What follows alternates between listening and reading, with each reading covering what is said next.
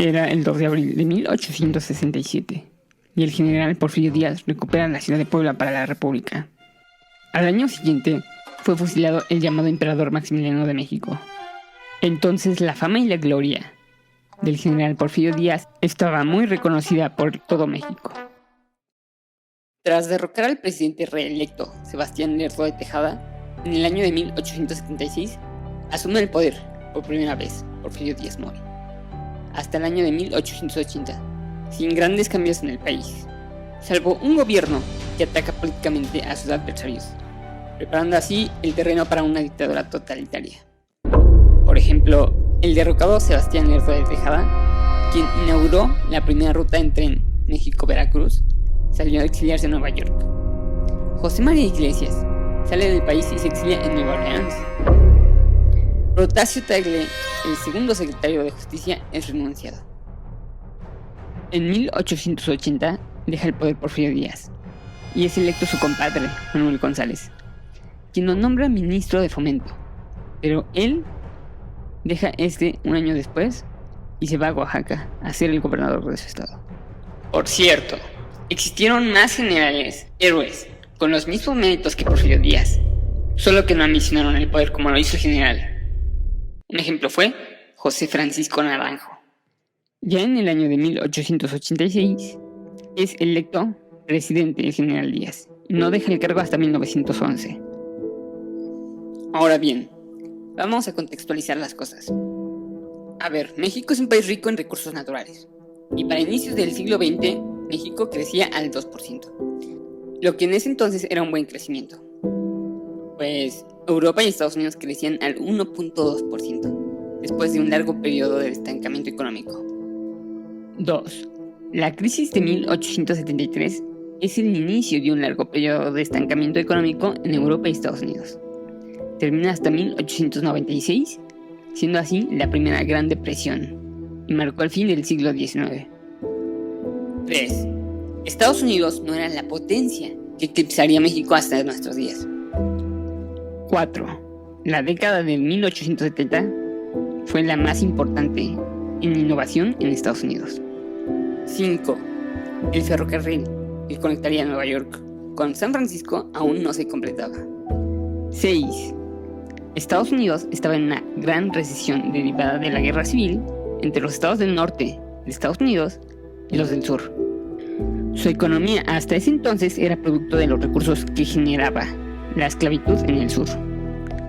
Las piedras preciosas que se obtenían de las tierras de las tribus del norte, como los Cheyenne, Sioux, Cherokees, Navajos, Aparajo, entre otras muchas más, o de la venta del opio en China. 7. El entonces lejano oeste era una tierra difícil de gobernar por Washington. Fueron los inmigrantes europeos los que le dieron vida y esplendor a esa parte de Estados Unidos. En este orden de ideas, cabe hacer un análisis sobre Porfirio Díaz, donde la pregunta es, ¿pudo reconquistar los territorios perdidos por México en la guerra del 1847? Los hoy nombrados California, Nevada, Utah, Arizona, Colorado, Nuevo México y Texas, pues hasta donde lo señalan los datos históricos, para finales del siglo XIX, México, con una sociedad feudal, tuvo la capacidad de superar ligeramente el crecimiento económico de Estados Unidos. Veamos. En 1893, después del pánico económico derivado de la falta de oro que respaldara el dólar americano, el entonces presidente Grover Cleveland modernizó la flota estadounidense para hacerle la guerra a España y tomar control del Caribe. Y también para reactivar la economía. Pero veamos, ¿qué pudo hacer Porfirio Díaz para hacer una buena gestión? Pudo hacer un pacto con los migrantes alemanes, quienes rápidamente se dispusieron a colonizar el oeste, pactando respetar su liberalismo económico, es decir, su modus vivendi y su adaptación económica al país, el cero regulaciones que entorpecieran su innovación económica. Solo tendrían que reconocer la soberanía y la ciudadanía mexicana. En el año de 1896, Estados Unidos decidió salir de la recesión económica en la que se encontraba, haciendo la guerra a España en sus colonias en América. Sabían que si ganaban a Cuba, terminarían expulsando a España de sus colonias. Esta fue la única oportunidad que México tuvo de detener a ese gigante que durante todo el siglo XX lo humillaría. Y es que te imaginas, le abres un flanco por el Pacífico, tomas California y obviamente no se podía partir en dos, porque tenía guerra en Cuba y no podría llegar a California. ¿Y saben cuánto duró la guerra hispanoamericana? 13 semanas. 13 semanas de abril a agosto de 1898. Es decir, le tomó tan solo 13 semanas vencer a Estados Unidos a España. A nosotros nos tomó 10 años. Hay países que no se dejan vencer fácilmente. Por ejemplo, posiblemente sea el conflicto más longevo de la humanidad. Se trata de la disputa por el territorio entre Palestina e Israel. Un conflicto milenario. Y otro más es el de Alemania con Francia, en la Primera y Segunda Guerra Mundial. México ridículamente aceptó la derrota a la primera.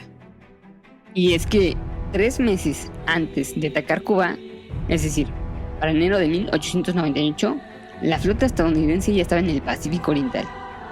O sea que ese flanco en el Pacífico se quedó indefenso.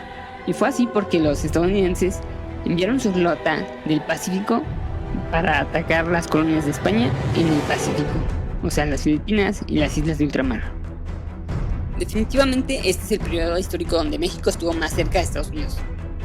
El atacarlo en estas circunstancias habría dificultado su participación en la Primera Guerra Mundial, y la historia sería totalmente otra. Y yo creo que sí hay que resaltar que la sociedad de Estados Unidos estaba comandada por una sociedad que acumuló capital en años anteriores, ya sea por el comercio de opio con los chinos, pieles en Europa, algodón para hilar con mano esclava. Todos ellos descendientes de las 13 colonias. Luego estaban los inmigrantes europeos, quienes estaban motivados por un afamado sueño americano, que consistía en un liberalismo económico, es decir, el cero trabas regulatorias para poder hallar un modo de vida honesto. Y este modelo económico motivó a que la clase media creciera mucho más que en la sociedad feudal de México. En tanto, durante la dictadura de Porfirio Díaz, la sociedad con un modelo feudal, comandada por una sociedad que acumuló el dominio de tierras, que a su vez tenían a cargo a la gente, vidas de innumerables vidas humanas, con un modo de vida parecido al de la esclavitud, llamados peones. Los privilegiados recibían pago por su trabajo, pero solo podían comprar en las tiendas de raya, lo que resultaba muy útil para los hacendados, porque ellos eran los dueños de las tiendas de raya.